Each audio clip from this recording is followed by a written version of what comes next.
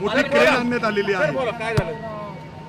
मला जवळपास 4-4:30च्या दरम्यान ही बातमी कळाली। मी नाशिकहून मुंबईला येत होतो आणि तसेच मी गाडी कल्याणहून इकडे वळवली कल्याण फाट्यावरून आणि सरळ या ठिकाणी आलेलो आहे। 2 कॅज्युअल्टी म्हणजे 2 जण मृत्युमुखी पावलेले आहेत।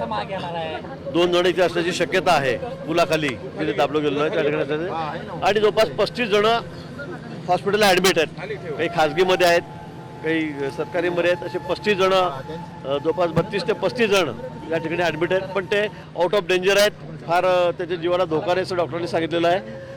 अतिशय दुर्दैवी अशी घटना आहे। आपण बघतात की हा पदचाऱ्यांसाठी चालणारा पूल होता, चालण्यासाठी पूल होता, जुना होता। 1992 पासून हा पूल झालेला होता, परंतु खूप मोठी गर्दी, कारण आज पाऊस पडतोय, सुट्टी आहे, पर्यटकांची मोठी गर्दी आहे आणि त्यामुळे खूप गर्दी या पुलावर झाली। म्हणजे एवढी कॅपॅसिटी नसताना सुद्धा लोक त्याच्यावर एवढे उभे राहिलेत आणि म्हणून हा पूल त्या ठिकाणी कोसळला आणि त्यातून दुर्दैवी घटना घडलेली आहे। आपण बघताय NDRFच्या 2-3 टीम या ठिकाणी आहेत, सर्व पोलीस यंत्रणा आहे, डॉक्टर्स आहेत, सगळ्या डिझास्टरच्या सगळ्या टीम पुण्याहून या ठिकाणी आलेल्या आहेत आणि बचाव कार्य या ठिकाणी सुरू आहे। आता वाहून गेलेले काही लोक आहेत, त्यांचाही शोध सुरू आहे। नेमकं ते बाहेर आलेत, काही त्यांच्या जीविताला काही हानी झालेली आहे, धोका झालेला आहे, हे आपण बघतोय।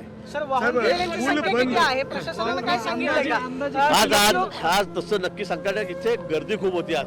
मला इथल्या स्थानिक लोकांनी सांगितलं की आज पर्यटकांची खूप मोठी गर्दी या ठिकाणी होती आणि हा पूल आपण बघतात इथे मध्ये त्याला कुठला सपोर्ट नव्हता आणि हा पदचाऱ्यांसाठी पूल होता, पण एका ठिकाणी सेंटरला लोक त्या ठिकाणी थांबले आणि त्यामुळे हा पूल खाली तो वाकला, कोलॅप्स झाला आणि त्यातून ही घटना घडली। आता इतिहास सांगणं कसे नाही, कारण मोजता येणार नाही किती लोक होते पुलावर, किती जण होते, किती वाहून गेले, किती सापडले।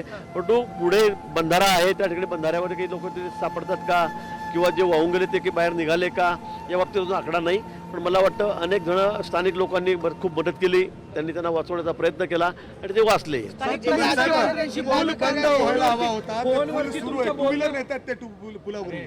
मला वाटतं ही चूक आहे। हा पायी चालण्यासाठी, पदचाऱ्यांसाठी